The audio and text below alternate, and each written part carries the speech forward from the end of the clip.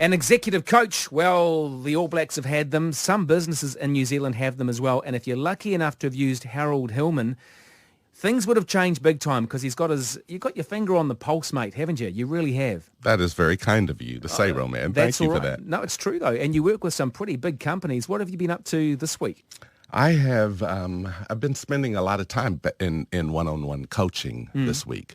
I do a lot of executive coaching, and so meeting with people and just talking through and pushing through particular leadership challenges. It sometimes helps for people to have a reasonably objective outside person to be able to test their thinking with, and just basically talk through different approaches associated with day-to-day challenges of being a manager and being a leader. If I was to go to my doctor and tell them I had imposter syndrome, would I get a medicine for that, Harold? What is imposter syndrome? It is a term that people now can sort of connect to a little bit easier because roughly 75% of the population has experienced imposter syndrome, particularly in the business context. But it was difficult for people to talk about because when you're going through it, you think you're the only one. And so it's difficult to basically say, hey, when I get promoted into a new role or somebody gives me a bigger opportunity and maybe they believe in me, but I haven't quite I don't feel like I'm quite qualified. So there's this imposter syndrome is this thing where you put a lot of pressure on yourself to be perfect in a new role, which nobody expects you to be. But, if you've got a sprinkling of perfectionism, high standards, high drive, high achievement need, and those types of things, there's a mentality where then the inner critic in your head starts to say, don't say anything because you don't want to be perceived as imperfect. And so you either clamp down and don't give people a whole lot of yourself, or you get real defensive and rigid.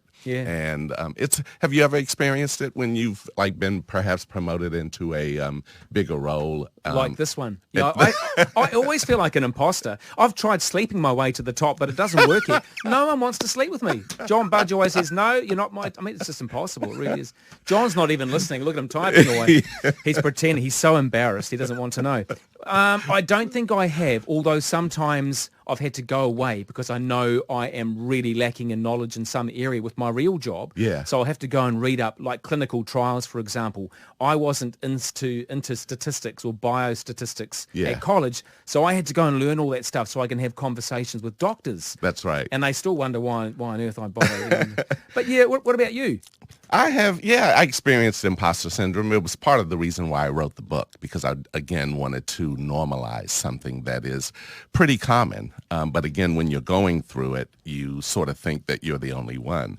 When I went to Harvard in 1978 as an undergraduate at Muhlenberg College, one of my professors said, Harold, apply to Harvard, School of Education. And I said, I'll never get accepted there. And I got accepted. And I went there, and the whole year, I put so much pressure on myself to be perfect. I did very well, but I kept having to fight this inner critic inside my head saying, hey, you're the kid who grew up in the housing projects. You're a black kid who grew up in the housing projects in D.C. How dare you think you don't deserve to be here? I don't deserve to be here. That was the mentality that I had around that. But I did very well, but it wasn't very fun. And I don't think I connected well with many people because there was this self-imposed pressure, to be perfect. Hey, can I just quickly ask you on that one? You've made me think of the affliction that we have in New Zealand, the tall poppy syndrome. Are we bad at doing that to ourselves here in New Zealand, more so than other countries? We are. And so that sense of self-affirmation, you have two voices in your head. One is the inner coach and one is the inner critic. I have about 6 voices in my head. That's called schizophrenia. Oh, no. Is it more prevalent in women than men or vice versa? Initially, it was 2 women in the States, 2 American psychologists, Pauline Clance and Suzanne Imes, in 1978. And they first coined that term because a number of women were breaking through the glass ceiling at that time in what we called in the diversity language of affirmative action, where women were being recruited to executive tables. And there was this interesting phenomenon where these women, once they sat down at the table, particularly if they were the only one, or, two or something like that, a minority at the table, where they began to adjust their behaviors to mirror those of the guys around them. And so it pulled them away from being authentic in themselves, because they felt the need to, in order to fit in, to adopt the standards that were there.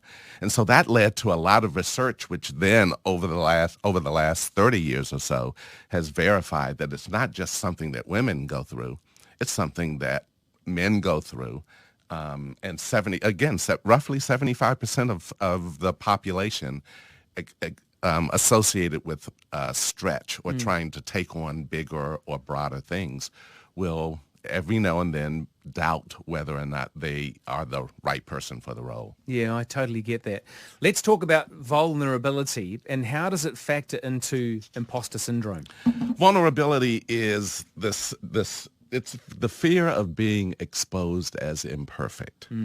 Some people wear vulnerability well. Some people wear it as a virtue. And so the idea that I am wonderfully imperfect is something that actually connects people. As a closeted gay man, I kept people out of my life until I was in my early 40s because I was afraid of disappointing people in terms of who they needed me to be.